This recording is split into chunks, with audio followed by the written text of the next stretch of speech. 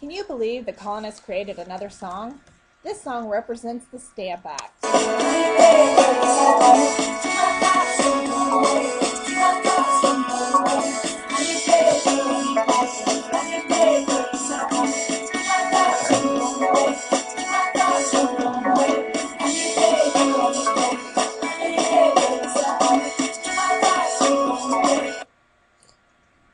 Minister Grenville was at it again. This time, his proposal and passage of the Stamp Act impacted many more people than the Sugar Act. Here's a soundbite from Minister Grenville as he was proposing the Stamp Act to Parliament. The Stamp Act taxed all kinds of legal documents, marriage licenses, diplomas, and wills. Also, newspapers, pamphlets, which were like small books, and playing cards. As you can tell, this taxed many more items than the Sugar Act, therefore affecting many colonists. Basically, the stamp was your proof that you paid the tax.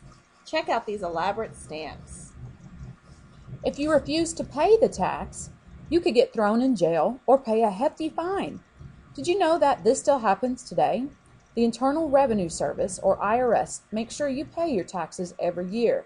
And if you don't, they can put you in jail and charge you more money.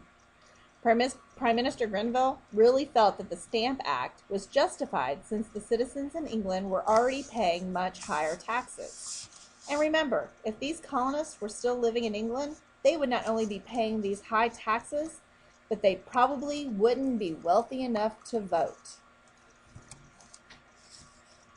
The colonists once again were outraged at this latest action of Parliament. They continued their protest through boycotts and yelling, "No taxation without representation." No taxation without representation. No taxation without representation. No taxation without representation. Some of our most famous founding fathers gathered together and formed the secret society of the Sons of Liberty in Massachusetts.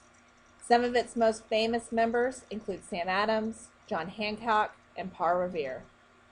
I will use the terms extremist and radical to describe the Sons of Liberty. They resorted to violence quite often. This included burning down tax collectors' homes and constant threats. Not only that, they would tar and feather the tax collectors. Can you imagine having hot, sticky, burning tar poured over you and then feathers poured on top of that? Not only would it be mortifyingly embarrassing, but also extremely painful. One of the threatening actions that they would take is to hang a dummy dressed like the tax collector from a noose outside their home. This would be similar to threatening someone's life.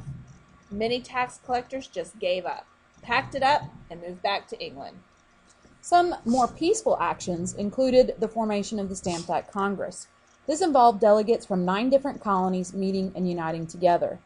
This group, with the help of Patrick Henry, wrote resolutions to Parliament pointing out how the Stamp Act violated their rights as English citizens, and petitioning or asking Parliament to repeal or get rid of the Stamp Act.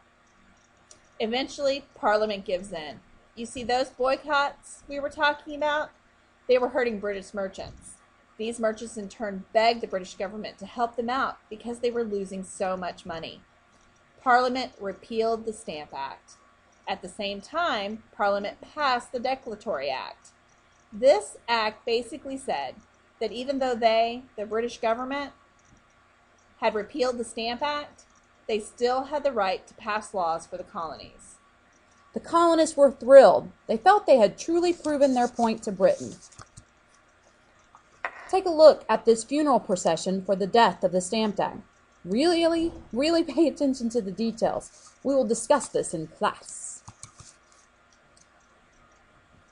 After the failure of the Stamp Act and the passing of the Declaratory Act, Britain decided to take action.